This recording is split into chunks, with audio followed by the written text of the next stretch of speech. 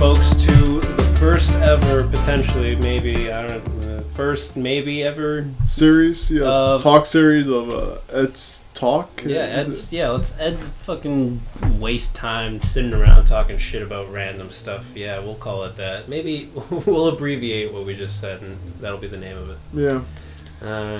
I am Edwin, but you can call me Caveman, or the ladies' man, or the guy who's always has the plan.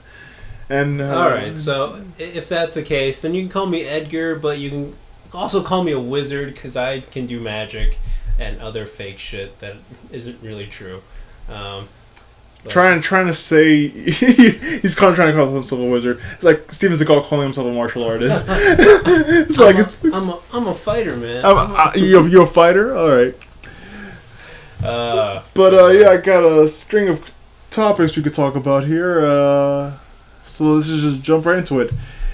Game of Thrones. Game of Thrones. Oh my God. Yep. By the way, listeners, if you haven't watched season 6 finale, then stop listening. Go watch it and tune back. Pause this. Go watch the episode. Come back, and we're gonna geek out about Game of Thrones starting in 3, 2, 1. Oh my God, Cersei, dude. Just wiping the fucking slate clean. Yeah, that was fucking insane, man. That was a hell of a power move, I gotta say. Fuck, I wonder. Go ahead. No, because I wonder where she goes from here, man. Because technically, I mean, Daenerys is on her way to Westeros right now, but technically she has beef with two people. She has beef with Sansa, who she thinks allegedly killed Joffrey. And of course with the Mexicans down south in Dorne. Welcome to Dorne. Hey, say want a Corona? Okay, we fuck everybody down here. That's okay. Fucking bastard. That's nothing, Holmes. But basically they killed the daughter, so she shows he has some beefs that she's showing she doesn't give a fuck. She'll kill anybody. Yeah. Although honestly, in retrospect, you look back at it, and I feel like during this whole season, and you mentioned this before when we were talking about it, like they were building Marjorie up, like her story, like she had something brewing. Like, all right, is she turned into like this, religious fanatic now? Or does she, she smirked at the end of an episode and like, oh my God, Marjorie, she's playing the game. She's up to something. And then they just took her off the board just like that. I feel like it was a bit of a cop-out by the writers. It's like, okay, we've written way too many storylines. We don't know what to do with it. We're running out of time. We have 2 seasons. We got to wrap it all up. Let's just fucking waste everybody in this temple. Yeah, you can take it as that, but you can also take it as it's the fucking Game of Thrones universe. Anything can happen. Wrong place, wrong time. Yeah, I just think it was a waste of time. It was a waste of time. Just to wipe them off. It's like Arya just dying from an infection next season. Paper cut. Oh, I'm dead. Oh well, we don't have penicillin, so this is the end for me. Shit. But actually, let's go up north, man. Jon Snow's considered. Jon Snow. Yeah, man, he's King of the North. King of the North. Started from the bottom, now he's here. And nobody ever liked him. So actually, next season, do you think people are still going to be calling him Jon Snow, or think they're going to change his name to Jon Stark? That's a good question. Yeah, I mean, fucking Ramsay started calling himself Ramsay Bolton. What's to keep Jon Snow calling himself Jon Stark or Jon Targaryen? So that's a rumor. Which it was pretty much confirmed. Yeah, it is pretty much confirmed, man. Yeah, I guess, but yeah, man. Or maybe he'll hyphenate, or do a hyphenate his name. So Jon Stark Targaryen. It's funny because you know how in that last scene where it was like King of the North, King of the North, King of the North. Sansa showed a little bit of jealousy. What did you say she was? Yeah, I think she said she was giving Peter Baelish the eye, like, oh, this motherfucker, he's stealing my thunder. No, I think he's stealing my people. I don't think it was jealousy, because Sansa and Peter Baelish had like this scene where Littlefinger was like, "Oh, do you really think they're gonna fucking follow a bastard, you bitch?" You bitch, or something along those lines. Not verbatim, but. And Sansa was like, "Oh, yeah, dude, totally. And I think that was just her kind of shoving in Littlefinger's face, like, boom, you know, people can get behind, you know, this so-called bastard. You know, he's now being called King of the North, and he's like, that's it. This is him taking his place, his rightful place as a leader in the North. Yeah. You know, I don't have to lead it.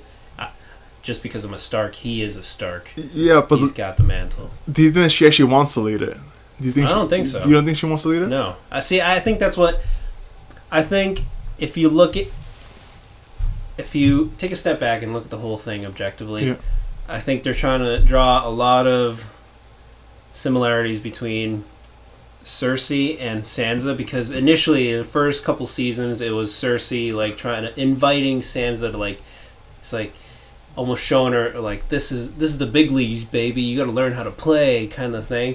And Sansa throughout this whole experience, throughout the whole series, she's been learning how to play the game, and but at the same time she's still, part of her is still, you know, kind and not so polluted and disgusting like Cersei.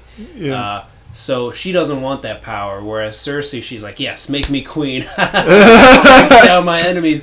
Sansa is okay with, you know, playing a role, but also letting somebody else take the lead and just being counsel, playing the role of counsel instead. Yeah, I actually agree. Actually, going back to King's Landing, one of the quotes that stuck with me throughout the entire season was that one Varys quote where he says, "Power resides where men believe it resides." Mm. And Cersei, because technically everybody knows Cersei was behind the entire thing. Yeah, they crowned her, yet they still they didn't try to impeach her. They didn't try to, like, you know, take her power or kill her. Yet, but yeah, it's interesting how people just tend to just accept the status quo. Like, all right, she's fucking. I will rebut that with another King's Landing quote, which is that scene that takes place. One of my favorite Cersei scenes is that scene with Littlefinger, and Littlefinger's kind of like throwing it in her face. Like, knowledge is power, and then she's like, "Fucking kill him!" And, you know, Garth sees him. Peter Bader's like, "Oh shit!" He shits his pants a little bit, and then she's like, "No, never mind." And she's like, "Power is power, Littlefinger," and like, I think that it is kind of portrayed really well, because in this last episode where she's just crowned queen, despite everybody kind of feeling like, yeah, I feel like Cersei fucking did that shit. Yeah. Everybody kind of is thinking it, but everybody's afraid to say it because she is Cersei Lannister. It's funny because before the season started, I actually thought that the biggest player in the game, or like not the biggest but the most underrated, was Peter Baelish. After the season, not so much. Yeah, no, I feel like, he's starting to lose control over what the fuck's happening in the game. He talks about, like, oh, I see myself in the Iron Throne, Sansa, with you next to me. I'm like, a fucking pipe dream. Yeah. You're like, let it go, bro. Just go find yourself a nice, humble wife somewhere, settle down, have some kids, and fucking die your own lonely death somewhere. It's not going to happen, right? You're not going to sit on the Iron Throne. Yeah. It's not going to happen. Which sucks because he was probably one of my favorite antagonists. Like, because thing is that he's a guy who came from nothing, and basically used his mind just like move up the ranks, just like Varys in a way. Basically, he worked his way up from the very bottom. Would you really say he's an antagonist though, or? Oh yeah, he's not really picking a side. He's on his own side.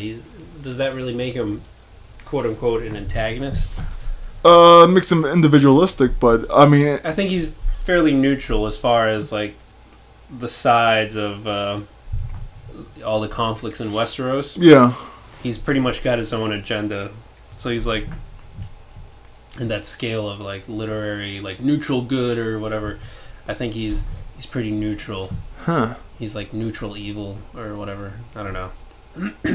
Varys, I think, is more in line with the good, you know? The good, yeah. I forget the classification of good, but no, he could probably consider him to be like a socialist. He wants what's best for the people. In general. I could see that, yeah. But Yeah, man. Some crazy stuff happening in this last episode. Like, a lot of the pieces started moving, like, legit moves, not... Actually, keep saying what you're saying, or did you have... Well, no, I was just going to sum it up with, like, you know, all the other stuff that happened in the episode as well. No, actually, I felt like they actually rushed things this season. Did you get that kind of... a little bit, yeah. From, like, I mean, as opposed to past seasons where basically they take their time, they took their time, you know, explaining a story. This one, it was just basically they were trying to move the ball along and like, all right, let's go. It's I feel like they spent a lot of time initially with Arya and like her little like, should I kill this fucking circus performer playwright lady or should I not? Toying around with the idea of finding myself again. Arya Stark, blah blah blah. I'm gonna kill people. Did you enjoy those scenes though? Yes and no. Like there was this point in the season where she decides to not kill the lady. She like slaps the poison out of her hand. Yeah.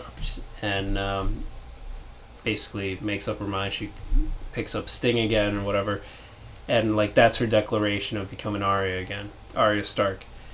And then they dedicate the whole next episode to her physically saying it, you know, out loud. I am Arya Stark, blah, blah, blah. I'm like, bitch, we know that already. Yeah. We kind of figured it out. So, like, I thought it was a bit of a waste, except for that fight scene, which we can see it happen in the dark. No, but, like, the reason why I'm saying it's rushed, all right, so it's the end of season 5, you see Daenerys getting captured by the fucking Khalasar. That's what they call it? Yeah. And I'm, like, saying, oh, fuck, it's going to be housewives of fucking Westeros next year. Like, oh my god, it's gonna be fucking awful. She went from that all the way to, I'm on a ship on my way to Westeros. When past seasons, she fucking took her pimp ass time. She had it was like she was like second guessing herself as far as, maybe I should not go to Westeros. Maybe I think like this season, like you were saying, like they rushed a lot. Like especially towards the end, they're like, okay, well we're in episode 9, we're gonna fucking move shit along, and then they just made everything happen really quickly. Like big fucking scene in the last episode was Arya killing what's his name, Walder Frey. Walder Frey, yeah.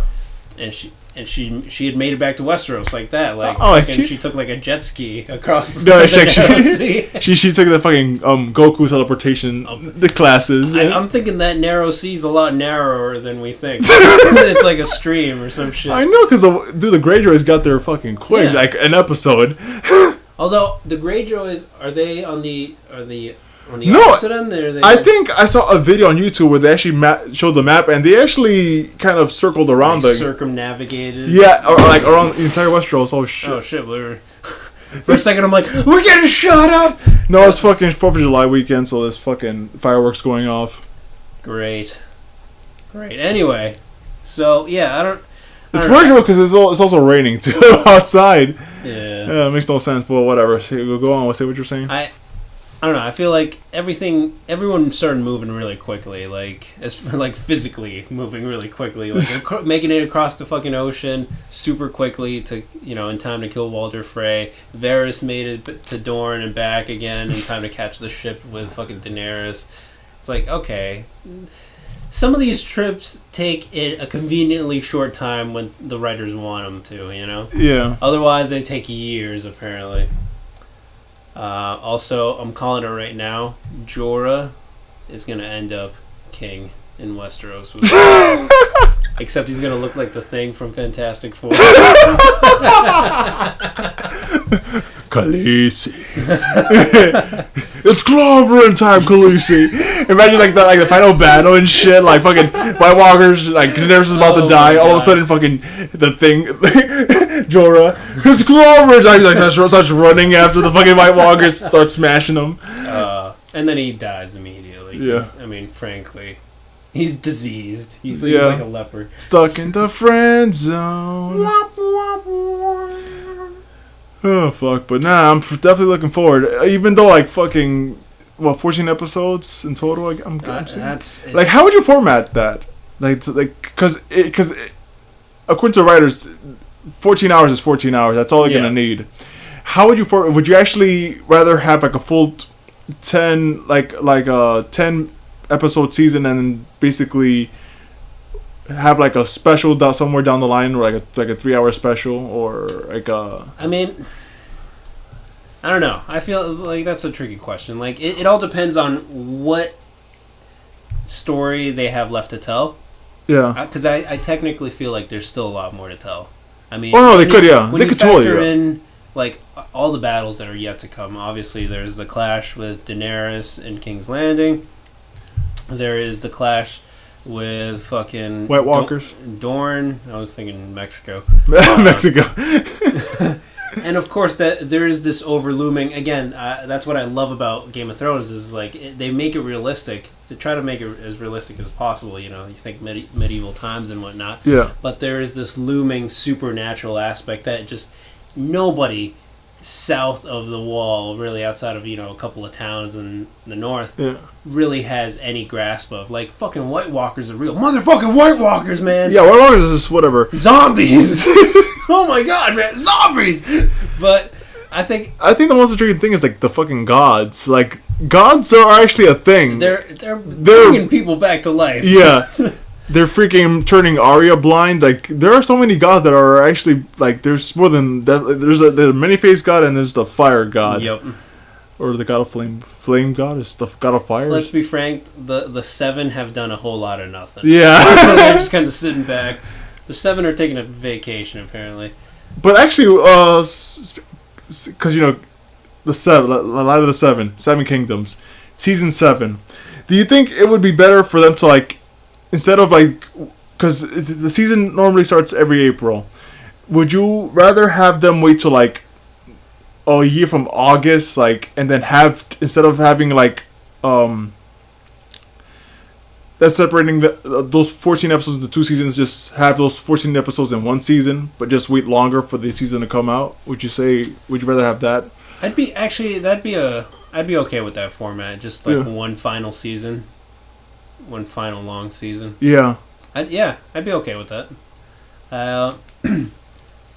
Do I want to wait a long time? Ideally, I would just want to like gorge myself. Like I don't want to like. It's like when you get a delicious dessert, you don't take a bite and like, that's really good. I'm gonna save the rest for later. You're like, that was really good, and then you stuff your face with it, and then you just cry because you ate it so quickly and there's none left. I mean, technically, you can still read the books, man. Those 1,000-page books. Yeah, but then you gotta like read the brand chapters, and they're so boring before season 6. I mean, yeah.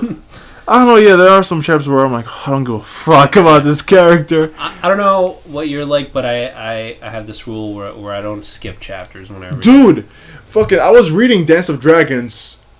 And I got stuck in a Sir Davos chapter. I have yet to go past that chapter because it was so boring. I'm like, I can't read past this. Come on, man, Sir Davos, the Onion Knight. Yeah, Sir Davos in like the HBO version is fucking awesome. Sir Davos in the book version is boring as shit. He just jerks off a lot in his room. It's like, well, he's like, I'm gonna.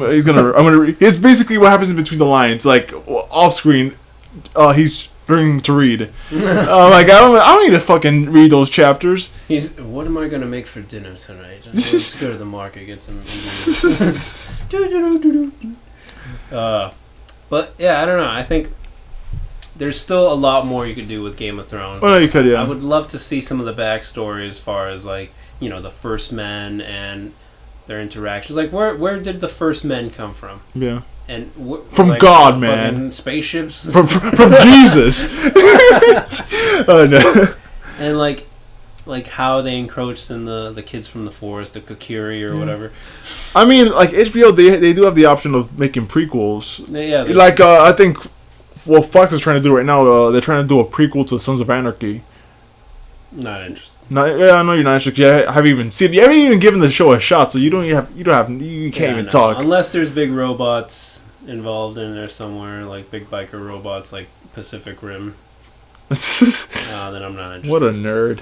Whatever. Speaking of nerds, man, did you happen to hear about the fucking Tesla driver that died? Yes.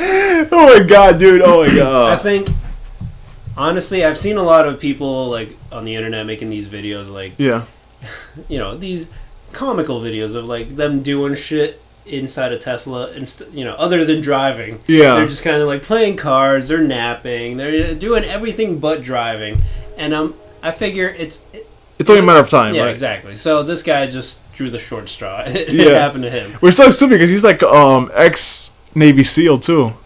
Oh, well, that sucks, But at the same time, maybe you should be paying attention while you're driving. While you're in this, steel coffin going 70. Not only that, but apparently the dude that was driving the fucking trailer that the fucking car hit said that he was watching Harry Potter. Wait, the Navy SEAL guy? The Navy SEAL guy was watching Harry Potter, and how does he know if he wasn't like over his shoulder? No, because the thing is that he got out of his truck, went to the guy's car, the Tesla car, and there was Harry Potter still playing in the fucking car. The guy died and the movie was still playing. That sucks. Yeah, I hope it was like a good one. It wasn't fucking Order the Phoenix and shit. Prince of Escobar. Escobar? Or Azkaban. Azkaban, You don't even Harry Potter, do you? Bitch. How dare you? With Wingardium Leviosa, that's all I know. You're a wizard, Harry. But that's the one thing, because you know how people say that these smart cars are going to be you will no longer need insurance because these cars it'll be foolproof. But that only works if every single car is smart and they actually can communicate with each other. Exactly. There's always a possibility that you could crash somebody or somebody could hit you. I was gonna say, no matter how smart these cars get, if there's still people driving other cars, you can't quantify human stupidity. So, no matter how smart these computers are, they can't account for human error. Because some fucking idiot is gonna, be texting while driving, and suddenly the car's gonna be like, "Oh no." Dude, I remember there was one time it was the middle of the day. It's and I was driving down Interstate 495, and there was this dude on the fast lane, and he kept putting his head down, implying he was tired, which he was. Nodding off. He was nodding off. Oh my God. He literally swerved.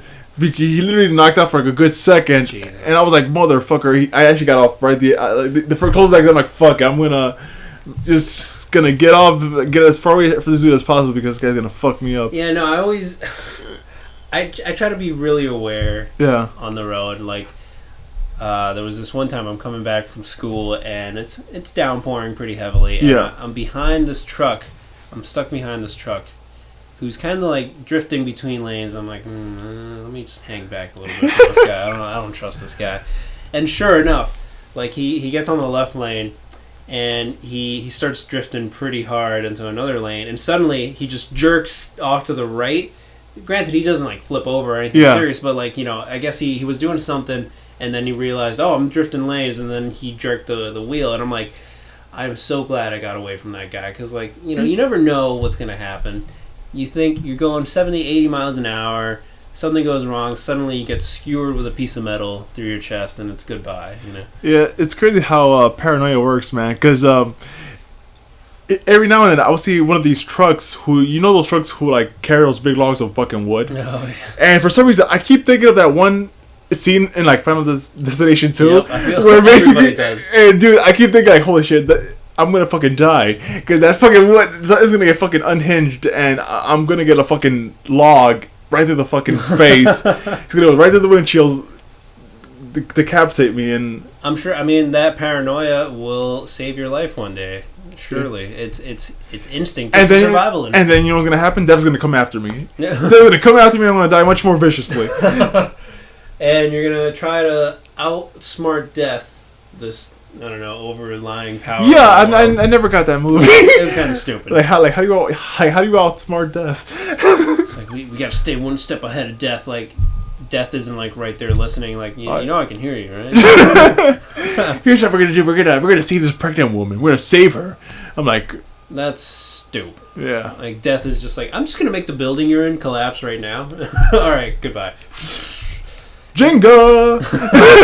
Man, there's this balance, man. You gotta strike a balance. So you gotta save the pregnant lady, save a life, and now you can stay alive. And like, oh god, this is a fucking stoner's wet dream. Fucking as like, I don't know, it's the whole thing with the Tesla smart car thing. Like I said, it was only a matter of time, but I think it's errors like this that perfect the technology. Yeah. I mean, I'm still interested in getting one of those cars in the future. Like, definitely. I feel like sooner or later, all cars are going to be self-driving. Yeah. And it's going to be against the law to drive your own car. It's like, get pulled over. Sir, are you fucking driving? Step out of the vehicle. Actually, would you even... Because, like, sometimes it's fun to drive, You're like, it's like 2 a.m. You might be under the influence, but who cares? You're like, the road is fucking empty. You're going like 60, 70 miles an hour down a freaking empty highway. The moonlight is shining on you. It's like the setting is fucking epic. You got some cool tunes playing on the radio. Saying, Barbie girl, it's my Barbie world. I don't know. I'm a Barbie girl in a Barbie world. Hooga chaka, hooga chaka. I can't stop. Whoop whoop. God damn it! Oh god! All right, straight face, poker face.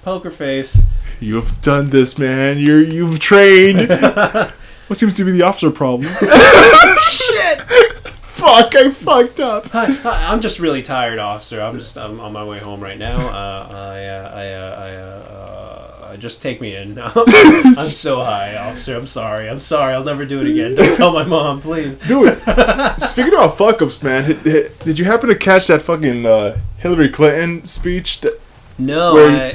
Where she retorted, I'm gonna see if I can find the clip for you. That's I've been hearing a lot about that. Yeah, it's a woman who's done thousands of speeches, made the common mistake of reading what was supposed to be in quotations, or not even is it quotations? It was like an action that was in that was implied or whatever. Yeah, parentheses. Yeah, and she said the words that were in the parentheses, or maybe the speechwriter fucked up, didn't put those fucking parentheses on this. But I mean, dude, it is insane. I would think that public speakers like that would know to change the tune to work around it. Work around the typo. Yeah, like would you actually need to imply like what you like the type of emotions you have to express? I think if you give me a freaking like for example, if you're reading a fucking story, you can kind of understand the tone of a character speaking. Yeah. Depending on the situation. Well, I mean, sometimes I feel like you do. Other times it's, I don't know. Have you ever read a sentence in a book a certain way, and then you get to the end of the sentence, and it's like, oh wait, that's No, not really. I've always. Oh well, good for you. Let's check it out. It's number 2 in the fucking all-time YouTube list. Nice. Hillary Clinton sigh. Sigh, yeah. And it's fucking. It's awesome. Let's see this. I haven't actually watched it, so this should be interesting. Yeah. Did I watch Hillary Clinton actually read sigh cue off her teleprompter?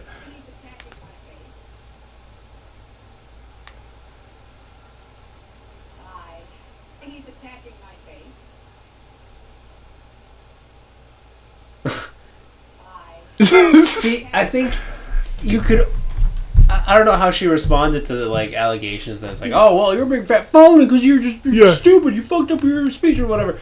You're a phony. I think she could play it off as like, oh, I was kind of being meta, oh, sigh, or like, you're something bad happens and you're like, oh, FML, whatever. So I think she could play it off as that. She could, but she won't. Yeah, because she's not hip enough. She's not in with it. She doesn't. I just don't get it. I just don't get what's going on. Like, you would expect the president of the United States, like, or a candidate, to be like the perfect, the perfect role model. The guy who's never done anything wrong. He's fucking intelligent, economically, socially, everything. As far he's the complete package. We've got ego-driven maniacs running for like, I feel like the highest position in this country. I think what you just described is a very archaic view of what a president should be. Like, I think at this point in time and in this day and age, we all have a pretty good understanding of what a president is. No, but the thing is that people keep bitching. I'm like, you keep electing these motherfuckers who don't give a shit about you. Well, it's because we don't have any other options. It's not like, you know what, fuck this. I'm going to go up to the White House and I'm going to put my resume into the... No, you can't just fucking do that. Like, all these elections are rigged, and people that have the money and are able to play the game. It's kind of like Game of Thrones, man. You got to fucking play the game. You know, you either win or you die. And, you know, you don't actually die, but, like, you just don't get elected or you get knocked off. Like... Bernie Sanders is probably one of the closest guys that came to, you know, start from the bottom, now we're here kind of thing. Yeah. Like, he riled up a ton of support, but he didn't have the big companies behind him, which, yeah, it was a perk. You know, it was one of his, like, the things that he was running with, but ultimately that was kind of his undoing because, you know, you get the big companies behind you, you get the big money, you have your shot at the presidency. I just the concept of super delegates still doesn't make any sense to me. It's a stupid setup. Yeah, it doesn't make like it worked when there were like less than 1 million people in the country. It doesn't work so much now. I don't know, like it's all these fucking rules that we keep around from the 1700s. It's kind of silly. Yeah, politics just pisses me off, but let's fucking change the topic because I say let's bring the monarchy back. You know, UK just disbanded from the European that's the last thing we need. Last thing we need is to be like fucking bowing down to some fucking pretentious prick. We bring him back in. Hey, you know, I know we've had our differences, but we'd like to give you another shot at running this shit. So here you go. Here's your crown. Queen Elizabeth, guide us. In your infinite knowledge. Oh, please! I would love to know her background as far as like her educational background. What she knows that's good for the common people and only for the common people. I don't know why like there's this like worship for the royal family. I don't get it either. They have no power, no political power. They just yes, I'm just a rich old lady, and that's what it amounts to. I'm sure she's great. No, she's a fucking... Have you heard stories about this bitch? Yeah, exactly. That's all you've heard, stories. Maybe no! The nicest person. No, get the fuck out of here. Did you... Alright, so this is an interesting story I actually...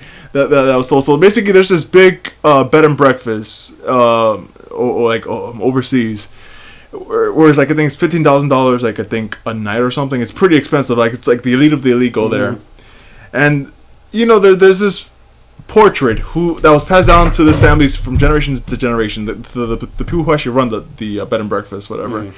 The queen went there to visit, and looked at the portrait. Says, "I love this portrait. It's a pretty good portrait."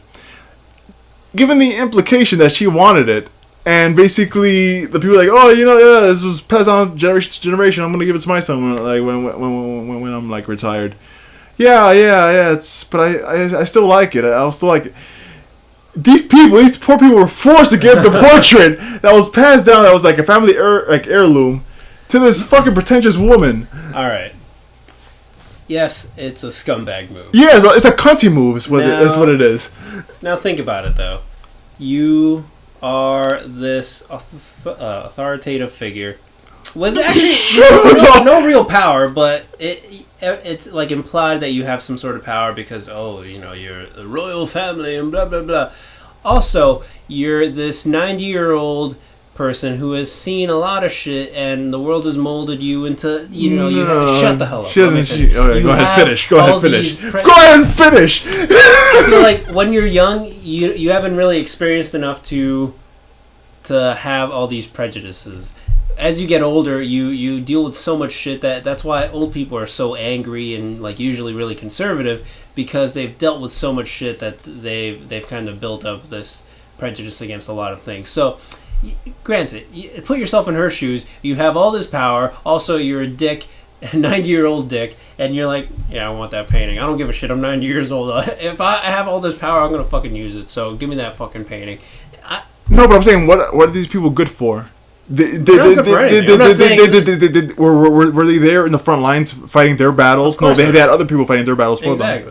Exactly. I think people like that should be fucking ostracized from society. They get the fuck out of here. Exactly. I'm not saying to put them on a pedestal because they're already on a fucking pedestal, but and they have no real purpose like that. The whole mantle of king and queen means nothing in this day and age, but at the same time, like, it does mean something. Yeah. And I'm just saying, I'm defending her I'm playing devil's advocate because if I was 90 years old, if I was close to death and I had all that power, I'd be like, yeah, fuck it. Give me that painting and your daughter. You're playing devil's advocate to piss me off. That's what you're doing. I'm just saying, dude. You're like, oh, well, she's a son of a bitch. I'm like, yeah, it's a dick move, but at the same time, I can't say that I probably wouldn't do the same thing in her position. You know, if I was 90 years old and had all that power, I'd do whatever the fuck I wanted. I'd walk around pantsless. Yeah, it wouldn't be going to fucking bed and breakfast taking people's fucking shit from them. You'd probably be like, all right, make some shit for me. Like, I don't even think somebody. No, I'd be like, hey, you're pretty cute, Miss Young Farmer's daughter. Why don't you give me a kiss right here? I'm the fucking king. Give me a fucking kiss. Okay, I stand corrected. Yeah, exactly. Because you're like, I would totally do that. So there you go, you fucking hypocrite. Whatever, shut the fuck up, man. You'd also be a scumbag. I might even go overboard. I would love a blowjob right now. No, but you know, it's abstinence. You know, I'm married. Yeah, still. I would love to have that beautiful mouth around my penis. That's great. Well, this butter ain't gonna churn itself, lady. Get to work. All right, let's bring the show full circle. And all right, the one topic I actually was not really a topic. Oh, I guess you could call it a topic. Muhammad Ali just passed away, and a guy who's been deemed one of the greatest, if not the greatest of all time, you know. Mm-hmm. Do you think he's the greatest of all time?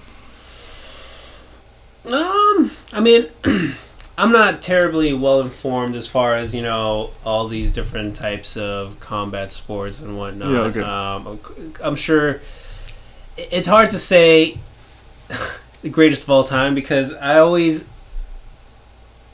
think about it, you know, in the scope of the whole world. Yeah. Yeah, you know, there's people that are in the sport and it's like, oh, I'm the greatest of all time. He's the greatest of all time, you know, best specimen to come out of humanity and whatever, blah, blah, blah.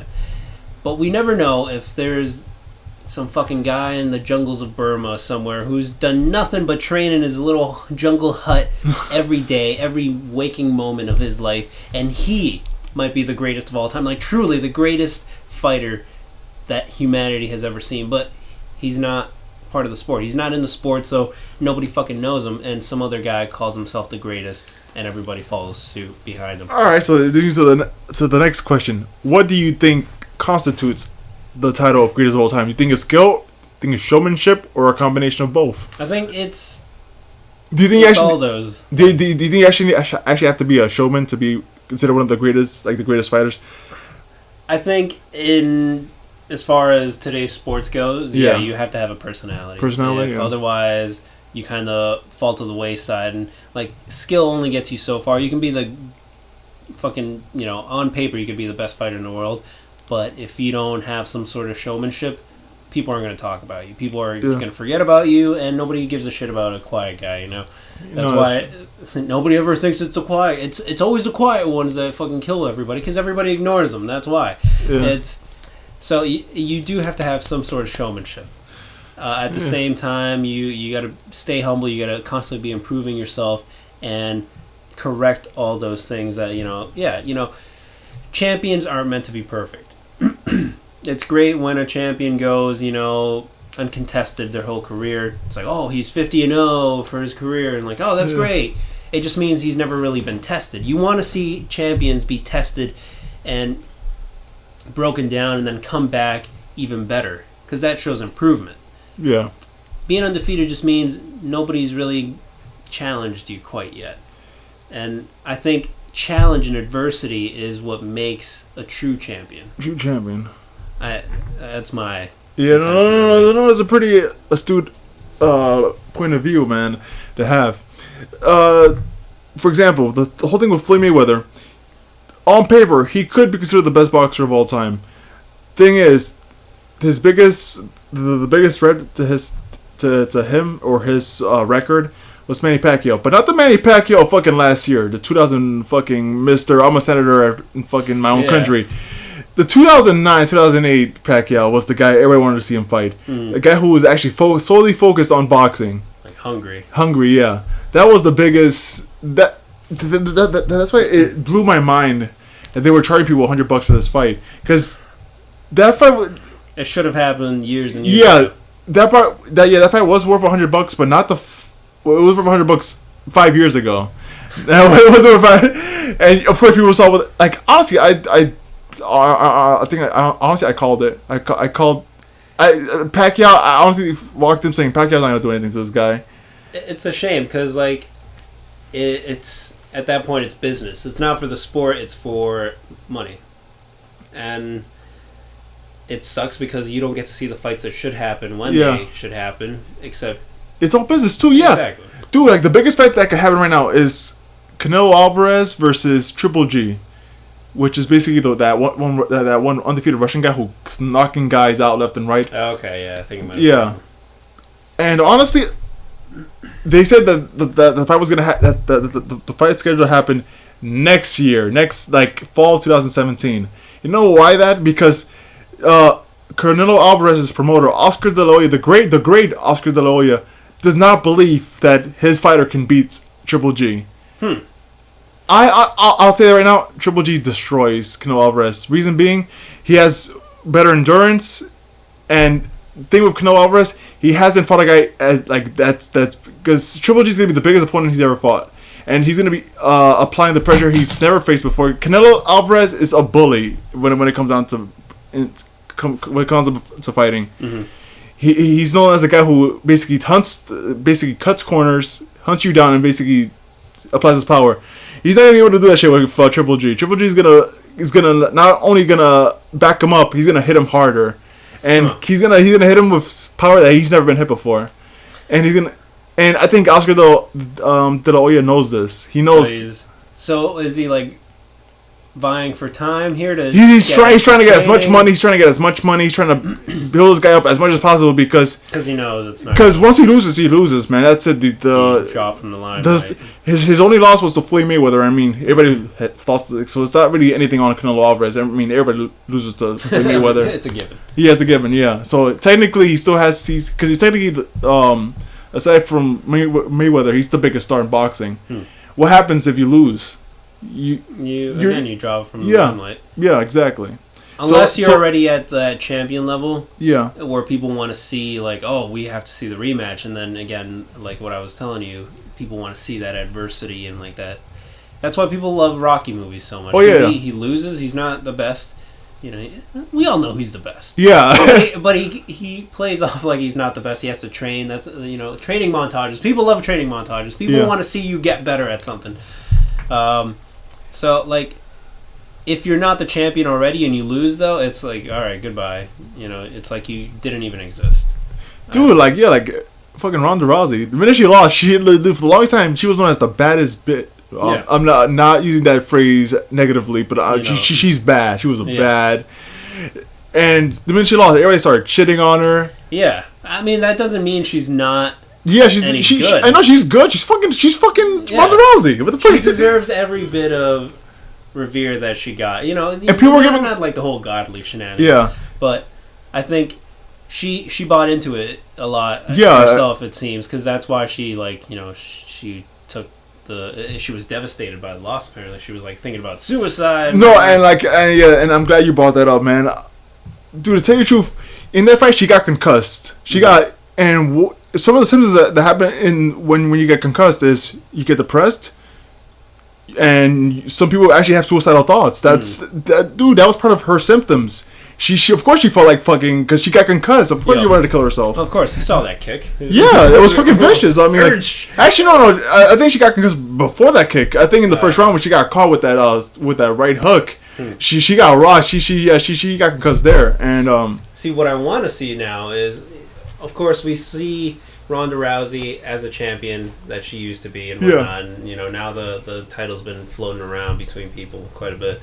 I want to see her come back, and we've seen her beat Miesha Tate. Yeah, 2 times. Yeah. Yeah. So I'm not interested in that fight. I want to see her fight Holly Holm, not for a title, but just this rematch. I want to see her conquer her demons. Yeah. I want to see her come back, focused, hungry again. She not necessarily for the title.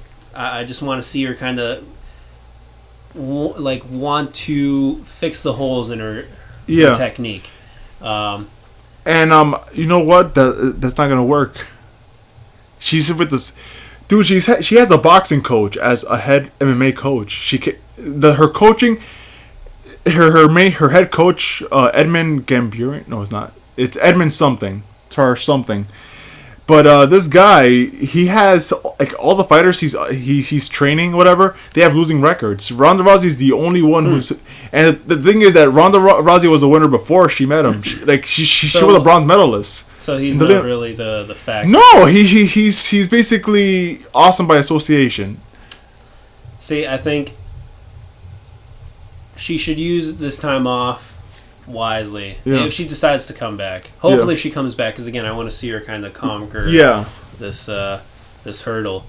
But it would mean switching stuff up. It would mean training her stand up, and not just the whole judo stuff, but like throwing kicks and like being able to box, and not getting fucking owned immediately. Yeah. But I think if we see her again, it's going to be really interesting. I'm actually curious as to like what she's doing right now, because they actually pushed the Roadhouse movie back. Probably playing Pokemon Yellow or Pokemon something. Yellow. Just eating cheese balls. Dude, that's one of the reasons why I freaking like Ronda Rousey. She likes fucking shit that I like. Yeah, she's very down to earth. Like, I'd hang out with her. I mean, dude. I mean, like she has a reputation of being like a hard ass. But I mean, like, dude, think about like all the shit she has to go through on a daily basis. She has a lot of pressure on her. Man. I'd let her punch me if she slept with me. Of But course not during, because that's too emasculating. Alright. She's like a bitch. Actually, no, she'll fuck you, man. You won't fuck her. She'll fuck you. I'm okay with that. Yeah. I'd be like, all right, well, just be gentle. Oh man. No, but yeah. You got anything else you want to cover? Any closing thoughts, Caveman? Closing thoughts. UFC 200's next week, man. I can't wait to see. That's right. Yeah, man. That Brock Lesnar, who apparently is a big deal in UFC. No, he is. He's Brock Lesnar, man. I know, but I don't. It's kind of a cop out that people usually have to like train their ass off and like work their way up to get a spot in a pay-per-view. And then Brock Lesnar just shows up. Oh, hey, I got a weekend off from WWE. You want to do something? I'll tell you what. Everybody on the main card or everybody on that card is happy that Brock Lesnar, because the only thing that Brock Lesnar is gonna do is gonna make more attention, gonna bring more pay-per-view buys, and everybody's gonna make more money because of that effect. Brock Lesnar being on the card is fucking awesome. There's nothing wrong with Brock Lesnar. I mean, I'm not saying I'm not gonna enjoy it. There's a bigger CM Punk being in the UFC is a big problem. Brock Lesnar, he's a collegiate wrestler. He's legit. Mm. He deserves to be on that spot. I really want to watch CM Punk fight. Oh yeah, UFC 200. Yeah, August. Actually, no, 203 in August. 203. But he's gonna get his ass kicked. No, that's precisely. He's gonna get his ass kicked. That's exactly why he's fighting a guy who's named Mickey Gall, who's like fucking 19 years. I think his junior and actually trained. Yeah. Not fake wrestling. Like real fighting. Yeah, man. It's like hopefully it works out for him, but I'm like, it's not gonna. I'm not betting money on him. I am okay if he just gets his face destroyed. Yeah. Like I want to see that actually. I hope that's what happens. You're not the only one, man. Oh man, that's great. But yeah, folks, that has been Ed's Talk first episode. Let us know what you guys think. If you like it, we'll keep doing more of this sort of stuff. If you don't like it, well, too fucking bad. We're gonna keep doing it anyway. Yeah, fuck you. I like talking about things, so fuck it. All right. And we'll do it live. Yeah. Fuck it, we'll do it live. Will we ever do it live? Do you think? No, of course not. No, you kidding me? That'd be cool, kind of do it. Anyway, unless the fans want us to do it live. Yeah, scream. Can I get a what? God. What? Yeah, there we go. Sweet. Yeah. Validation. Woohoo!